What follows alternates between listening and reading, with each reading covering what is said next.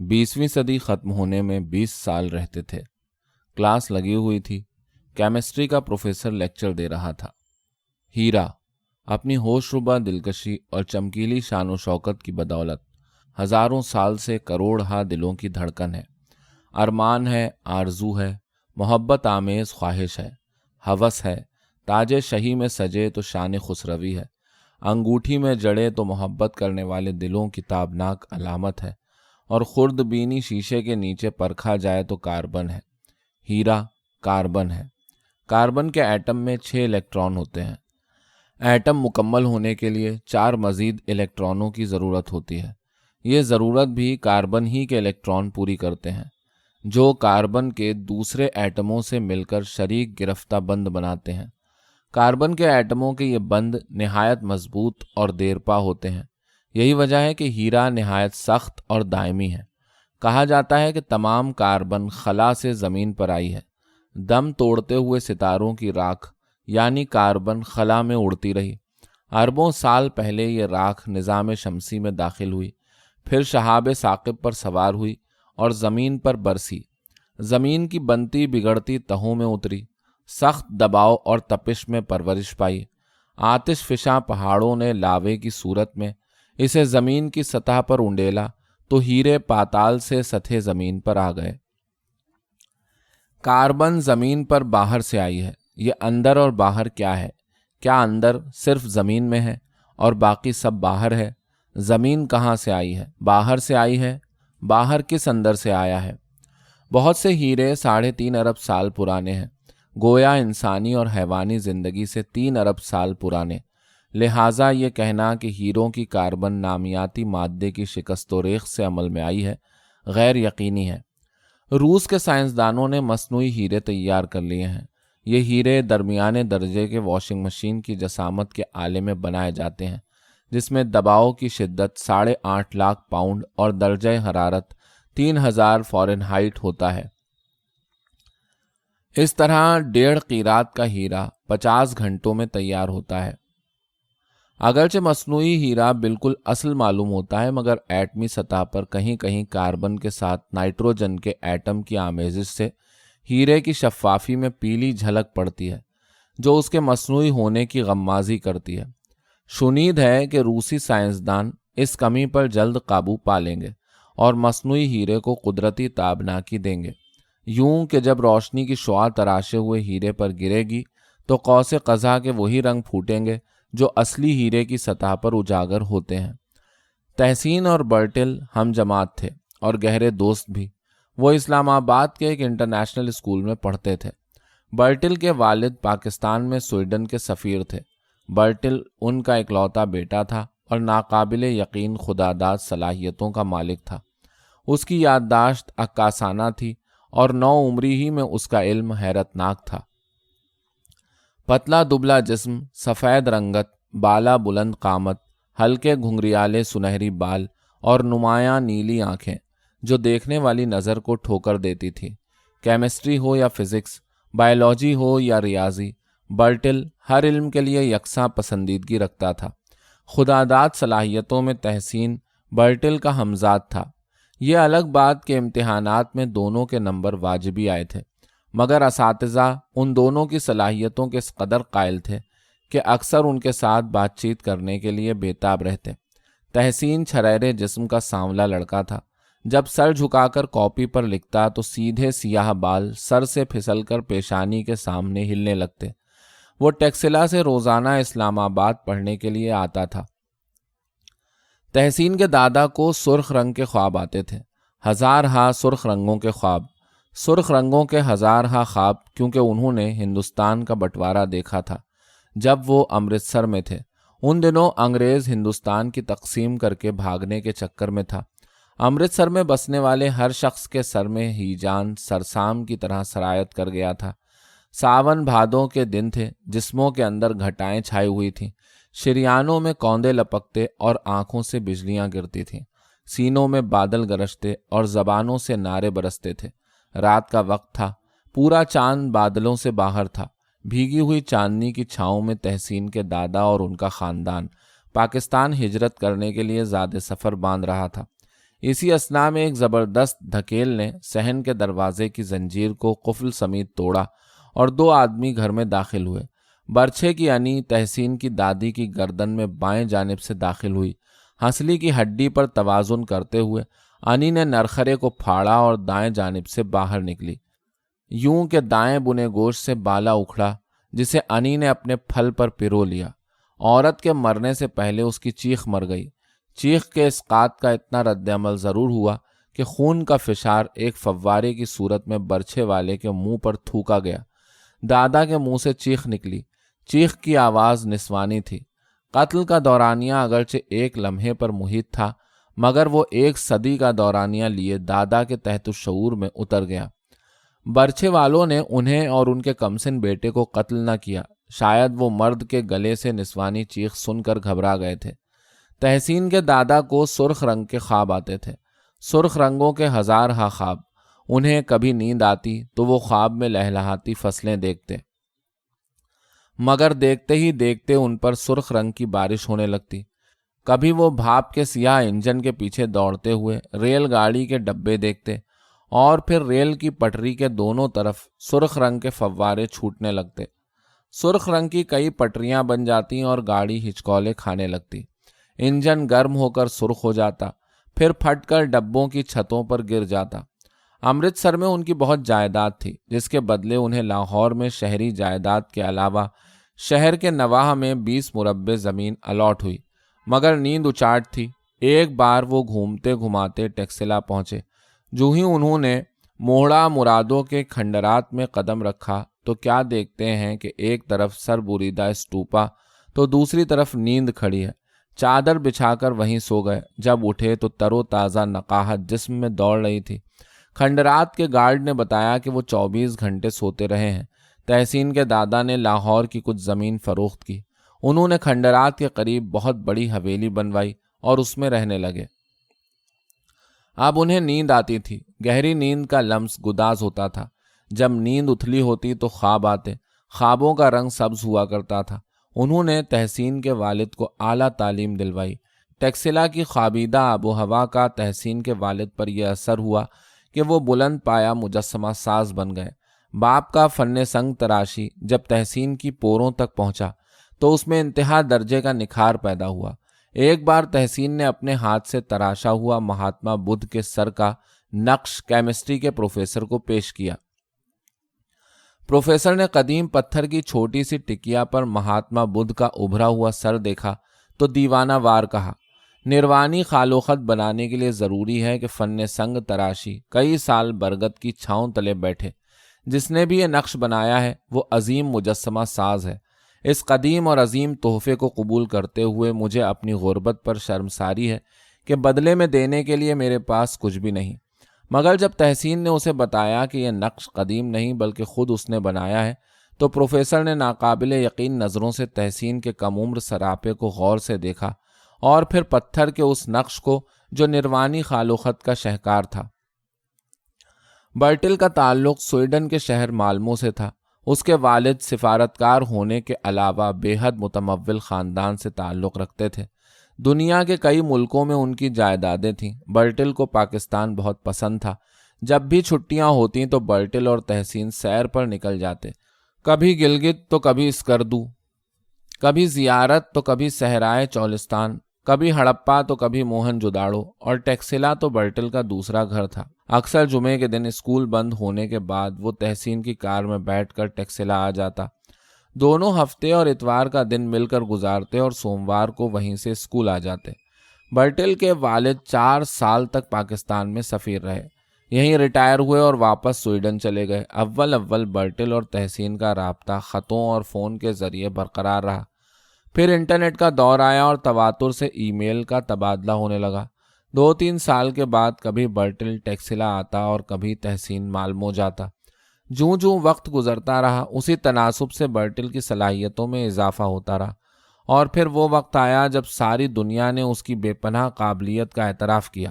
اسے علم و آگہی کا سمندر، عظیم فلاسفر، عظیم سائنسداں، عصر حاضر کا نمائندہ اور مجسم انسائکلوپیڈیا کے خطابات دیے گئے۔ برٹل کی شخصیت کو کسی مخصوص علم کی حد بندی میں مقید نہیں کیا جا سکتا تھا۔ حیاتیات اور طب کے لوگ اسے اپنے شعبوں کا حرف آخر سمجھتے تھے، جبکہ طبیعیات و کیمیا کے ماہرین اسے اپنے میدان کا شہسوار۔ نفسیات دان اپنی تحقیق زیادہ معتبر کرنے کے لیے اس سے رجوع کرتے تھے۔ برٹل علم کو مختلف شاخوں میں بانٹنے کا قائل نہیں تھا، بلکہ تمام علوم کو ایک ہی علم سمجھتا تھا۔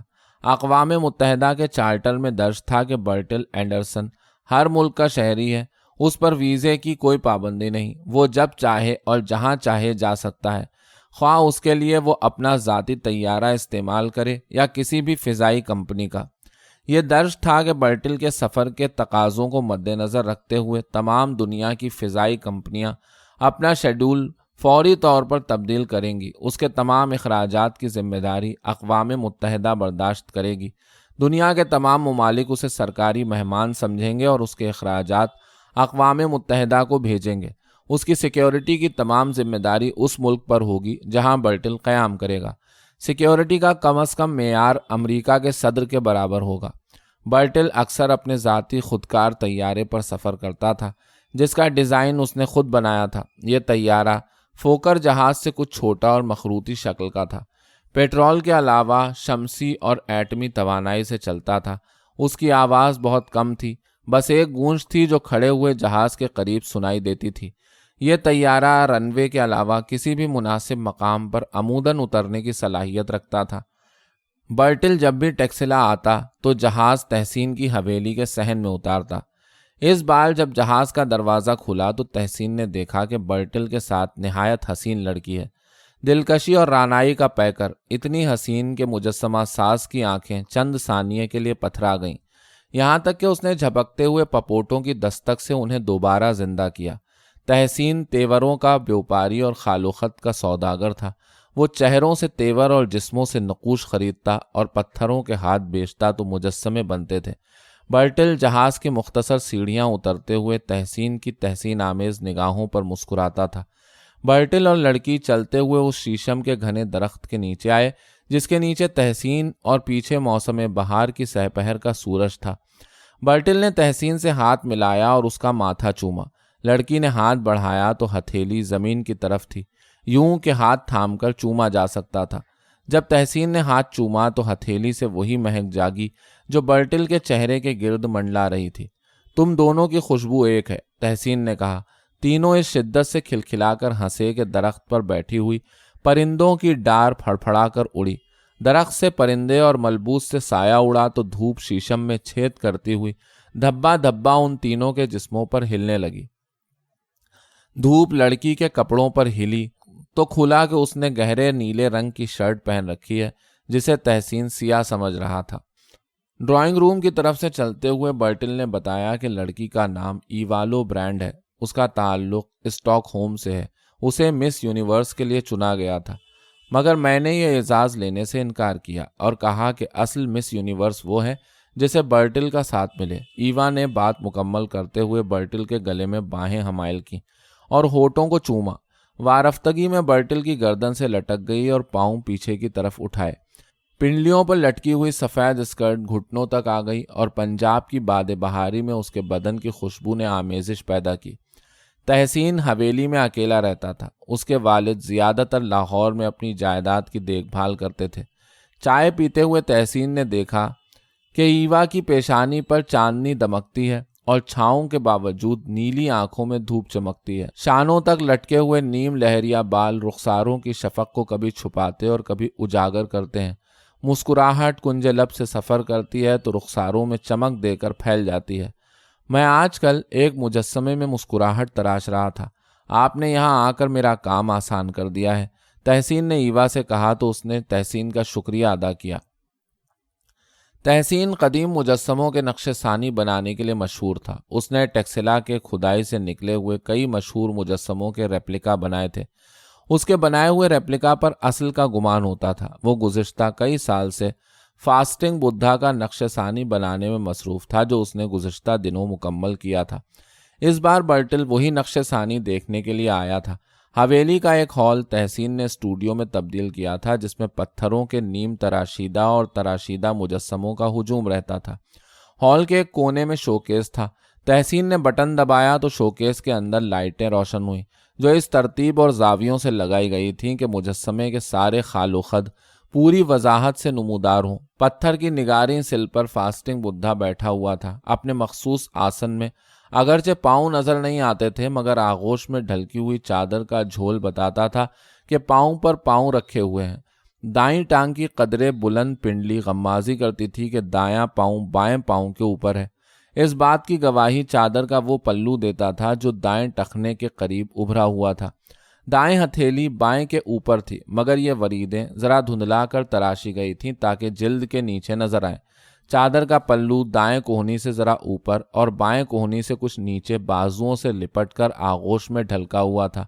بائیں کوہنی سے لپٹا ہوا چادر کا پلو پہلی نظر میں کپڑے کی بجائے بازو کے گوشت اور پوست کا حصہ معلوم ہوتا تھا اور دیکھنے والوں کو بتاتا تھا کہ سدھارتھ کے ساتھ اس کا ملبوس بھی تپسیا میں شریک ہے اور مستقبل کے نروان کا حصہ بننے والا ہے۔ کوہنیوں کے اوپر بازوؤں کا گوشت گھل چکا تھا اور ہڈیاں نمایاں تھیں۔ سینے کے پٹھوں کی باریکی پسلیوں کے پنجر اور کندھے کے جوڑوں کو نیم وضاحت سے یوں دکھاتی تھی جیسے مہین چلمن والے گھر میں رات کو چراغ جلایا جائے۔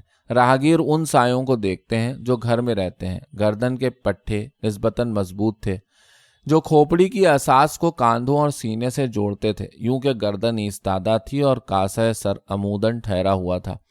چہرہ زاویے پر تھا، یوں کہ خالی کاسہ چشم کی کھوکھلاہٹ کا رخ بائیں جانب تھا، اس طرح کہ سدھارتھ کی غائب آنکھیں اس زمین کو دیکھتی تھیں جو بائیں کندھے کے سامنے تھی۔ چہرے پر گندھی ہوئی گھنیری داڑھی تھی جس کی فراوانی رخساروں پر کم تھی مگر ٹھوڑی پر کثرت کرتی تھی۔ لمبے بالوں کا جوڑا گھما کر گنبد سر پر رکھا گیا تھا۔ مجسمہ تراشتے وقت اناٹمی اور کشش ثقل کے اصولوں کو مد نظر رکھا گیا تھا۔ فاقہ زدہ بدھا کی ہڈیوں کے ابھار اور پٹھوں کے زیر و بم علم الاجسام کی ہر تعریف پر پورا اترتے تھے۔ جسم کے بالائی حصے کا پنجر زیادہ واضح تھا جبکہ کوہنیوں سے بازوؤں اور ٹانگوں پر گوشت کی نسبتاً فراوانی تھی۔ پسلیاں پوری 12 بنائی گئی تھیں۔ برٹل نے پینٹ کی جیب میں ہاتھ ڈالا اور بولا، سگریٹ مجسموں کے لیے مضر صحت تو نہیں؟ نہیں، تحسین نے ہنستے ہوئے کہا۔ برٹل نے سگریٹ کا دھواں تعریفی الفاظ میں لپیٹ کر چھوڑا، زندہ ہیں تمہارے ہاتھ کے پتھر میں جان ڈالتے ہیں۔ کیمسٹری کا پروفیسر ٹھیک کہتا تھا کہ نروانی خال و خط بنانے کے لیے ضروری ہے کہ فن سنگ تراشی کئی سال برگد کی چھاؤں تلے بیٹھے اور تم بیٹھے ہو۔ تحسین نے شوکیس کا دروازہ کھولا تو ایوا نے مجسمے کے بازو پر اپنی مخروطی انگلیاں پھیریں، وہ بازو جس کے اوپر وریدوں کی دھندلی شاخیں تھیں۔ یہ پتھر کا نظام گردش ہے، برٹل نے ایوا کی طرف دیکھتے ہوئے کہا تو ایوا کی مسکراتی ہوئی آنکھوں کی دھوپ تیز ہو گئی۔ برٹل نے تحسین کی آنکھوں کو غور سے دیکھا، آنکھیں پھیلائیں، ماتھے پر بل ڈالے، سر کو خفیف جھٹکوں سے ہلایا۔ یہ تحسین کے لیے خاموش تعریف تھی جسے تحسین نے مسکراہٹ کے ساتھ قبول کرتے ہوئے برٹل کے کاندھے پر اپنی ہتھیلی رکھی۔ مثالی شاہکار ہے، ایوا نے کہا تو تحسین نے شکریہ ادا کیا۔ اگلی صبح تحسین ناشتے پر دونوں کا انتظار کر رہا تھا۔ آخرکار اٹھا اور ان کے دروازے پر دستک دی۔ آ جاؤ، اندر سے دونوں نے بیک آواز کہا۔ تحسین بیڈ روم میں داخل ہوا تو برٹل ہاتھوں کی پوروں سے بستر کی سلوٹیں برابر کر رہا تھا۔ ناشتہ کر لو، بیڈ روم ٹھیک ہو جائے گا، تحسین نے کہا۔ یہ روز صبح اپنے بستر کی شکنیں چنتا ہے، اس کی عادت ہے، ایوا نے کہا۔ دراصل میں فیثاغورس کے اقوال زرعی پر عمل کرتا ہوں۔ فیثاغورس نے فرمایا کہ جب بھی تم سو کر اٹھو تو بستر کی چادر سے اپنے جسم کے نقوش مٹا دو، جب بھی پکا کر برتن آگ کے اوپر سے ہٹاؤ تو راکھ پر اس کا نقش برابر کر دو، گری ہوئی چیز مت اٹھاؤ، روٹی کو مت توڑو، سفید کوے کو مت چھوؤ، صلیب پر مت کھڑے ہو، شاہراہوں پر مت چلو، دہکتی ہوئی آگ کو لوہے کی سلاخ سے مت ہلاؤ، کھانے میں دل مت کھاؤ۔ میں صرف پہلی ہدایت پر عمل کرتا ہوں۔ اگر میں اپنا بستر برابر نہ کروں تو محسوس ہوتا ہے جیسے میرا کچھ حصہ بستر میں رہ گیا ہے۔ برٹل نے مسکراتے ہوئے کہا، بستر برابر کرنے کے بعد ہاتھ اپنے جسم پر پھیر لیا کرو تاکہ تمہارا جسم دوبارہ مکمل ہو جائے۔ تحسین نے مشورہ دیا تو ایوا بے اختیار ہنسنے لگی۔ برٹل ناشتہ کرنے کے لیے جلدی سے باہر نکلا۔ ناشتے کے بعد تینوں موہڑا مرادوں کے کھنڈرات کی سیر کر رہے تھے۔ سر بریدہ اسٹوپا کے سامنے برٹل رکا اور بولا، یہاں کتنا سکون ہے۔ اس بات پر تحسین کو اپنے دادا یاد آئے، جن کے بارے میں تحسین کے والد نے بتایا تھا کہ عین اس جگہ انہوں نے نیند دریافت کی تھی اور سالوں کی بے خوابی کو نیند سے بجھایا تھا۔ کھنڈروں میں گھومتے ہوئے برٹل نے بتایا کہ 21ویں صدی کی پہلی نیو ایئر نائٹ K2 پہاڑ پر منانے کا پروگرام ہے، جس میں تحسین کی شرکت ضروری ہے۔ یعنی پرسوں ہم تینوں نئی صدی کا استقبال کرنے K2 پر جا رہے ہیں؟ تحسین نے خوشی سے پوچھا۔ ہاں، دونوں نے بیک زبان کہا۔ 31 دسمبر کی سپہر کو نیو ایئر نائٹ کی تیاری کی گئی۔ ایک میز، 3 فولڈنگ کرسیاں، کھانے پینے کا سامان اور چند دیگر ضروریات کی چیزیں جہاز میں رکھی گئیں۔ رات کے 8 بجے جہاز اسٹارٹ ہوا۔ جب تحسین جہاز میں داخل ہوا تو اس نے دیکھا کہ 4 آدمیوں کے بیٹھنے کا انتظام تھا، اس طرح کہ 2 لوگ آمنے سامنے بیٹھ سکتے تھے۔ ان سیٹوں سے ذرا آگے سامان رکھنے کی جگہ تھی اور آخر میں واش روم تھا۔ جہاز مکمل طور پر خودکار تھا۔ برٹل نے جہاز کے 1 میٹر پر ہدایات کے بٹن دبائے۔ عرض البلد 35 درجے 35 منٹ شمال، طول البلد 76 درجے 31 منٹ مشرق، بلندی 8615 میٹر۔ برٹل نے جہاز کی بلندی K2 کی 8611 میٹر کی بلندی سے ذرا بلند رکھی تھی۔ ریموٹ کے کچھ بٹن دبانے سے جہاز آہستہ آہستہ بلند ہوا اور شمال مشرق کی طرف اڑنے لگا۔ کچھ دیر میں زمین پر روشنیوں کے جزیرے دھبوں میں بدلے اور پھر جہاز کے اندر جلنے والی دھیمی روشنی نے بتایا کہ باہر اماوس کی گھپ رات ہے۔ ایک طرف تحسین اور ایوا بیٹھے ہوئے تھے اور ان کے سامنے برٹل تھا، جس کی گول اینک کے شیشوں پر روشنی کی ہلکی سی لرزش تھی۔ حالانکہ طیارے میں روشنی کا رخ اس کے چہرے کی جانب نہیں تھا۔ کبھی سویڈن اور کبھی ٹیکسلا کی باتیں ہوئی تھیں۔ باتوں باتوں میں جہاز کی مدھم گونج اور ہلکی ہوئی۔ تینوں نے شبین چشمے لگائے اور شیشے سے باہر دیکھا۔ جہاز K2 کی چوٹی سے 4 میٹر اوپر ہوا میں معلق تھا۔ شبین چشموں نے اماوس کی سیاہ رات کو ابر آلود دن میں بدل دیا تھا۔ برف پوش چوٹی سے سفیدی پھسل کر تا حد نظر پھیلے ہوئے برف کے سمندر میں گر رہی تھی اور کہیں کہیں سیاہ دھبوں کی شکل میں پتھروں کی اریانی تھی۔ تینوں کچھ دیر طلسمی دنیا کی لقودق سیما بھی دیکھتے رہے۔ برٹل نے طیارے کا رخ کنکارڈیا کی طرف موڑا، جو 5 گلیشیئرز کا سنگم تھا۔ بالتورو اور گولڈن آسٹن گلیشیئر کے ارد گرد دنیا کی 8 بلند ترین چوٹیاں ٹیلوں کی شکل میں نظر آ رہی تھیں۔ برف کی بنی ہوئی عمارتیں تھیں جن کی چوٹیوں پر نوکیلے سیمی کلس، سنگ سماق اور ابرق کے دانوں سے جڑے ہوئے گنبد، دودیا مینار اور سرمئی محرابیں تھیں۔ سطح برف پر لکیروں کا عمل شائبہ دیتا تھا، جیسے کوئی برفیلا سمندر چاند کو چھونے کی کوشش میں اچھل کر پتھرا گیا ہو۔ K2 کے دامن میں دھیرے دھیرے اترتے ہوئے انہوں نے 8 چوٹیوں کے مزاجوں کا تنوع دیکھا۔ براڈ پیک کا شگافدار گنبد ایک زاویے سے عقاب کی چونچ سے مشابہ تھا۔ ایک چوٹی گیشر برہم چہارم تھی جس کی ایک اریاں سطح پر گلابی پتھر کی شریان لپٹی ہوئی تھی۔ اس کے قریب بالتورو کنگری کا سنہری تخت تھا جس پر براجمان یخ بستگی کا سکوت فرما روائی کرتا تھا۔ متر چوٹی 2 حصوں میں منقسم تھی۔ ماربل پیک بتاتی تھی کہ یہ گولڈن آسٹن اور بالتورو گلیشیئر کا سنگم ہے۔ اینجل پیک تھی جو K2 کے جسم کا حصہ محسوس ہوتی تھی، قریب ہی کرسٹل پیک کی اٹھان، اور پھر ہڈن پیک تھی جو اپنے نام کے برعکس نہایت واضح تھی۔ جہاز آہستہ آہستہ دامن میں اتر رہا تھا۔ تینوں کے مشورے پر جہاز ایسے مقام پر معلق ہو گیا جہاں منظر حسین ترین تھا، یوں کہ سب چوٹیاں وضاحت سے نظر آتی تھیں۔ منظر کا تقاضا تھا کہ نظارہ تمام تر جمالیاتی اریانی کے ساتھ برفیلے طلسم کی پرتیں کھولے۔ اس خواہش کی تکمیل کے لیے برٹل نے ہاتھ میں ایک ریموٹ پکڑا اور ایک مختصر سے غیبی کمرے کی تعمیر میں مصروف ہو گیا۔ نظر نہ آنے والا یہ کمرہ نیو ایئر نائٹ کے لیے خصوصی طور پر تیار ہو رہا تھا۔ اس کی لمبائی 3 میٹر جبکہ چوڑائی اور اونچائی 2.5 میٹر تھی۔ یہ کمرہ اینٹی گیس شعاعوں کے اخراج سے زیر تعمیر تھا۔ فضا میں موجود گیسوں، دباؤ اور درجہ حرارت کو معدوم کر کے ایک نقطہ وجود میں آیا تھا جو پھیلتے پھیلتے 3 میٹر لمبا جبکہ 2.5 میٹر چوڑا اور اتنا ہی اونچا ہو گیا تھا۔ اس اندیکھے بلبلے کے اندر مکمل خلا تھا۔ برٹل نے چھت کے قریب روزن بنا کر ایک نظر نہ آنے والا کنٹرول نصب کر دیا جو بلبلے یا کمرے کے اندر کے ماحول کو ایک معتدل آب و ہوا دے رہا تھا، یعنی ماحول سے نائٹروجن، آکسیجن، آرگون और कार्बन डाई ऑक्साइड की आरामदेह मकदार कमरे में मुसलसल दस्तयाब हो रही थी। बर्टिल ने ऑक्सीजन की मकदार 21% की बजाय 17% कर रखी थी ताकि पहाड़ी इलाके का जायका जिस्म में उतर सके। इसी तरह हवा का दबाव 76 सेंटीमीटर मरकरी के बजाय 60 सेंटीमीटर रखा था कि माहौल के उथलेपन का शायबा हो सके। कमरे का गैबी फर्श कशिश सकल के उसूल के खिलाफ काम करता था, यानी ज़मीन का वो हिस्सा जो गैबी कमरे के नीचे था अपनी माहियत तब्दील करता था। खित्ते ज़मीन के तमाम ज़र्रे इलेक्ट्रॉनों के मदारों में खफी रद्दोबदल करते थे और गैबी कमरे के फर्श पर कशिश सकल की गिरफ्त को तब्दील करते थे।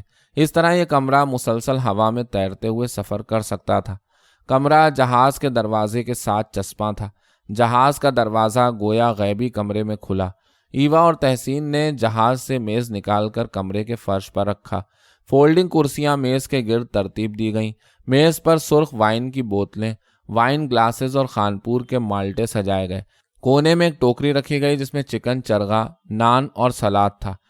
टोकरी के साथ ही एक माइक्रोवेव अवन रखा गया कि बवक्ते ज़रूरत काम आए। अब तीनों कुर्सियों पर बैठे थे। बर्टिल के एक हाथ में रिमोट और दूसरे में छड़ी थी। उसने एक बटन दबाया, कमरा जहाज से जुदा हुआ और साथ ही जहाज का दरवाज़ा बंद हो गया। जहाज के कुछ फासले पर जाकर कमरा रुक गया। अब तीनों गोया हवा में मुअल्लक बैठे थे और खुले मंजर के बेहिजाबाना बेदरीगी को शबबीन चश्मे लगाए देख रहे थे। ईवा ने मयनाब की बोतल का काक खोला और रेड वाइन को कुछ देर के लिए खुले मुंह मेज़ पर रख दिया। कमरे में वाइन की भारी और मीठी खुशबू फैली। खुशबू के किनारे पर तुरशी झिलमिला रही थी। वाइन की खुली हुई बोतल कुछ देर कमरे में सांस लेती रही। जब कमरा महकने लगा तो ईवा ने 3 गिलासों में आब अहमरी उंडेला। बोतल से निकलती हुई शराब ने जब शीशे की गर्दन में धड़कते हुए झटकों की आवाज़ उठाई तो तहसीन को एहसास हुआ कि उस आवाज़ का नाम कुलकुल ठीक रखा गया है। जब ईवा ने जाम तहसीन की तरफ बढ़ाया तो उसकी उंगलियां जाम से लिपटी हुई थीं और शीशा पोरों की अफजूनी करता था। तीनों ने हाथ बुलंद करके शीशा उठाया। बर्टिल के नाम। ईवा ने जामे जाना तजवीज़ किया। बेकरार तिलिस्माती माहौल के नाम। तहसीन ने पहले बर्टिल, ईवा और फिर केटू की चोटी को देखा। हसीना आलम के नाम। बर्टिल ने कहा तो ईवा बेख्तियार शर्माई, यूं कि मयनाब ने उसके रुखसारों को गुलनार किया। कमरा आहिस्ता आहिस्ता फिजा में आवारा गर्दी कर रहा था और तीनों आबो हवाए रामेशो रंग में तैर रहे थे। बर्फ नगर में चांदी राज कर रही थी। बर्फीली शबीहें बनती और बिखरती थीं। सफ़ेद पसमंजर में भरे हुए ग्लास गहरे उन्नाबी नजर आते थे। तहसीन ने शब्बीन आंखों से उतारी तो उसे यूं लगा जैसे वो शदीद अंधेरे में हवा में मुअल्लक है। उसने दोबारा शब्बीन लगाई। अब वो दोबारा हर चीज़ को वजाहत से देख सकता था। शराब असर दिखा रही थी। बातों के तसलसल में दरारें पड़ रही थीं। कहीं कहीं बेरब्त बातों का थपेड़ा पड़ता तो बामानी गुफ्तगू और लायानियत की धुंध छा जाती। फिर कहकहों की खनक जागती तो धुंध छट जाती और गुफ्तगू का तसलसल बहाल हो जाता। हैप्पी न्यू ईयर, ईवा ने चीख कर कहा और नज़रें कलाई पर बंधी हुई घड़ी से उतार कर बर्टिल की आंखों में रख दी। Happy new millennium. Bertil Eva से लिपट गया। उसके हाथ में पकड़ी हुई छड़ी फर्श पर गिरी तो उसमें सब्ज लाइट जलने बुझने लगी। उस वक्त वो तीनों उस मकाम से गुजर रहे थे जहां गॉर्डन ऑस्टिन ग्लेशियर की शाख बालतोरों से निकलती है। तहसीन ने पहली बार छड़ी से सब्ज रोशनी निकलते हुए देखी। इससे पहले सुर्ख और जर्द लाइट कभी कभी झिलमिलाती थी। Happy new millennium. बर्टिल और ईवा तहसीन से गले मिले। तहसीन ने बर्टिल से रंग बिरंगी लाइटों की वजाहत चाही तो बर्टिल ने उसे बताया कि सुर्ख लाइट ज़मीन में दबे हुए मादनियात का पता देती है और जर्द लाइट वहाँ रोशन होती है जहाँ फॉसिल दबे हुए हों। ज़मीन में दबी हुई इन चीज़ों की तफसीलात मतलूब हों तो एक कंप्यूटर का सहारा लिया जाता है जो एक शुआ के ज़रिए ज़मीन की तहों से मुंसलिक होकर उनकी तमाम जुज़ियात को वजाहत से दिखाता है। और जो सब्ज़ लाइट अभी जली थी वो? तहसीन ने पूछा। क्या जली थी? बर्टिल ने हैरानी भरी उजलत से ग्लास मेज़ पर रखा तो जाम छलक गया। हाँ, चंद मिनट पहले। तहसीन ने बर्टिल की हैरत को हैरानी से देखा। बर्टिल ने फौरन कमरे का रुख वापस मोड़ा और कमरा ऐन उसी रास्ते पर वापस रवाना हुआ जहां से वो आया था। बर्टिल की आंखें छड़ी के दस्ते पर जमी हुई थीं जबकि तहसीन और ईवा की बर्टिल पर। चंद मिनट बाद छड़ी पर सब्ज लाइट जलने बुझने लगी। बर्टिल ने कमरा रोक कर हवा में मुअल्लक कर दिया। उसने ईवा को इशारे से कोने में पड़ा हुआ एक बैग लाने को कहा। इस दौरान बर्टिल की नजरें मुसलसल ठहरी हुई सब्ज लाइट में उतरी हुई थी। ईवा बैग लेकर आई तो बर्टिल ने एक रिमोट नुमा आला निकाला और मुख्तलिफ बटन दबाने लगा। एक सहसमती हियोला हवा में नमूदार हुआ जिसकी धुंधलाहट किसी ठोस शय की अनजानी शबीह मालूम होती थी। बर्टिल मुसलसल उस धुंधलाहट की ट्यूनिंग करता गया और देखते देखते एक इंसानी शक्ल वाज़ह हुई। ईवा और तहसीन दमबखुद ये मंजर देख रहे थे। बर्टिल ने कुर्सी से टेक लगाई, सिगरेट सुलगाया। मुख्तलिफ बटन दबाने से वो मुजस्समा नुमा इंसानी हियोला हवा में पहलू बदलता रहा। सर से लेकर पांव तक एक मुकम्मल और दिलकश मुजस्समा मेज़ के ऊपर हवा में मुअल्लक था। मेज़ पर धरे हुए गिलासों की उन्नाबी में मुजस्समे की नुकरई झिलमिलाती थी। क्या मैं ज़्यादा तो नहीं पी गया? क्या तुम लोग भी वही देख रहे हो जो मुझे नज़र आ रहा है? बर्टिल ने ठहर ठहर कर पूछा। मैं पत्थर से मूर्ति गढ़ता हूँ और तुम हवा से मुजस्समा बनाते हो, तहसीन ने कहा। 26.317 मीटर गहराई में बर्फ के अंदर मौजूद है ये शख्स, साबित व सालिम, बज़ाहिर बगैर किसी घाव के, मुकम्मल तौर पर जमा हुआ। ऐ मुजस्समा साज, मुझे बता, क्या ये जिंदा है? बर्टिल ने सिगरेट का धुआं छोड़ा तो शबी जरा सी देर को धुंधला गई। अगर मरने से पहले जम गया है तो जम गया है, और अगर जमने से पहले मर गया है तो मर गया है, तहसीन ने बेसाख्ता कहा। मेरे ख्याल में ये मरने से पहले जम गया है। जमने से पहले मरने वालों के खदोखाल इतने ज़्यादा कैसे हो सकते हैं? ईवा ने यह कहकर मुजस्समे को हाथ लगाया तो उसकी हथेली धुंधला गई और रेखाएं गायब हो गईं। Happy new millennium. 3 गिलास हवा में बुलंद हुए। मैं लाला फार्म में चांदी की झलक उतरी। हवा में लेटा हुआ मुजस्समा जरा सी देर को थरथराया और फिर साकिन हो गया। माइक्रोवेव में खाना गर्म किया गया। खाने के दौरान सुर्ख वाइन का दौर जारी रहा। खाना खाते हुए तीनों की नज़रें बार बार हवा में मुअल्लक मुजस्समे की शबीह की तरफ उठती थीं। जब बर्तन समेटे जा रहे थे तो बर्टिल बर्फ में जमे हुए शख्स के गिरदो नवाह का जायजा ले रहा था और मुख्तलिफ तफसीलात अपने लैपटॉप में महफूज कर रहा था। बर्टिल इससे पहले भी एल्प्स और माउंट एवरेस्ट के रास्तों में कई जमे हुए जिस्मों को देख चुका था, मगर वो तमाम मस्ख शुदा हालत में थे और बर्फ की कारफरमाई के आगे सुकड़ी और गली सड़ी बेबसी का नमूना थे। जिंदगी की रमक तो दरकिनार, बाज़ औक़ात ये पहचानना भी दुश्वार था कि वो इंसान थे या पत्थर या बर्फ के नक्शो निगार जो इंसानी जिस्मों का शुबा देते थे। मगर इस बार बर्टिल ने देखा कि केटू के दामन में दरियाफ्त होने वाला यह शख्स मुकम्मल तौर पर सही सलामत था। हैरतनाक बात यह थी कि बर्फ का बर्ताव इस शख्स के साथ बहुत मुख्तलिफ और दोस्ताना था। जमे हुए जिस्म के इर्द गिर्द भरी भरी और रुई के गालों जैसी बर्फ थी। जमी हुई पथरीली बर्फ की सख्ती जिस्म से तकरीबन 1 फुट के फासले से शुरू होती थी और फिर तकरीबन 26 मीटर तक बुलंद होती हुई फिजा को छूती थी।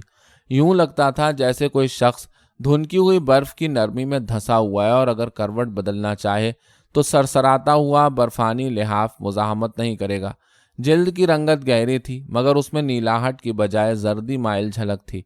नाखूनों के जर्द रंग में कहीं कहीं गुलाबी धब्बे थे। जैसे नाखून पर नाखून रखकर दबा दिया जाए तो गुलाबी रंग किनारों पर चला जाता है। आंखें बंद थीं, पलकें मिली हुई थीं। आंख के ढेले धंसे हुए नहीं थे। उनका उभार मुनासिब और कुदरती साख्त का था और बताता था कि आंखें बड़ी बड़ी हैं। हाथों की उंगलियां खमीदा ज़रूर थीं मगर भिंची हुई नहीं थीं। यूं कि उंगलियों की पोरें हथेलियों को मस नहीं करती थीं। पाँव की उंगलियां जूते की वजह से भिंची हुई थीं। जब बर्टिल ने जूतों के अंदर झांका तो देखा कि मुसलसल भींचे रहने से एक लकीर पाँव के तलवों पर जमी हुई थी। जिस्म के ऊपर फरगुल का रंग सुरमई था जो कहीं गहरा और कहीं हल्का था। फरगुल का असल रंग न जाने क्या था। इर्द गिर्द की नर्म बर्फ कहीं कहीं से नारंगी थी। शायद लिबास का रंग बर्फ ने चूस लिया था।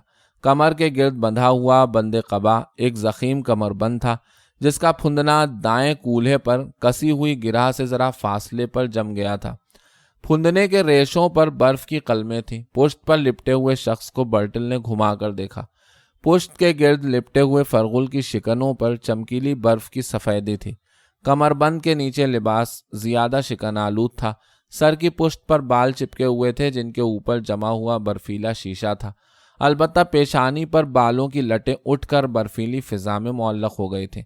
रात के 1:30 बजे बर्टिल ने अपना कंप्यूटर बंद किया। तीनों फिजा में तैरते हुए वापस जहाज की तरफ चले। जहाज का दरवाज़ा खुला, सामान समेटा गया, तमाम चीज़ें वापस रखी गईं।